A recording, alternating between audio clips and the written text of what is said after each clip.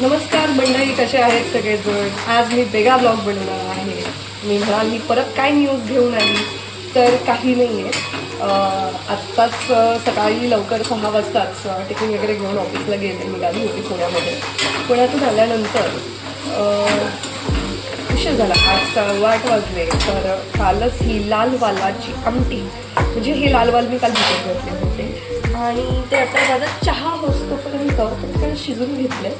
आणि हे थोडंसं अद्रक लसूण ची फोडणी देऊन आणि कांदा टमाटर परतणार आहे मी, तुम्ही पाहू शकता. आणि थोडंसं हिरवी मिरची आणि खोबरं मी बारीक केलेलं आहे मिक्सरला, तेही मी याच्यामध्ये थोडंसं चवेसाठी टाकणार आहे.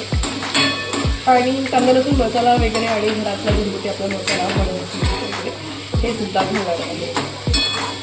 बऱ्याचशा माझ्यासारख्या वर्किंग वुमन्स असतील, त्यांना पटकन येऊन काही सुचत नसेल असे कडधान्य आणून ठेवायचे घरामध्ये, कारण आता उशीर झाला येईला तर आपल्याला भाजी मार्केटच्या ओपन नसतं इकडे. म्हणजे आम्ही सिटीमध्येच नाही मोडत असतं, त्याच्यामुळे इकडे काही गोष्टी अवेलेबल होत नाही. आणि इकडे ऑफिसवरून येणार दमणार आणि मार्केटमध्ये जायला कधी कधी मिळत नाही. म्हणजे 8पर्यंत मार्केट बंद होतं.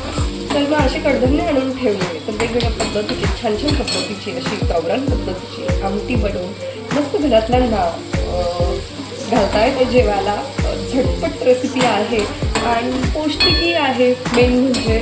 तर बऱ्याचशा वर्किंग वुमन असतील तर त्यांच्यासाठी ही रेसिपी कशी वाटली आणि झटपट लाल वाल ची आमटी कशी लागली आहे, ती लागल्यानंतर खाल्ल्यानंतर सांगणारच आहे तुम्हाला. तोपर्यंत ब्लॉग आवडला मला लाईक करा, शेअर करा आणि सबस्क्राईब करा.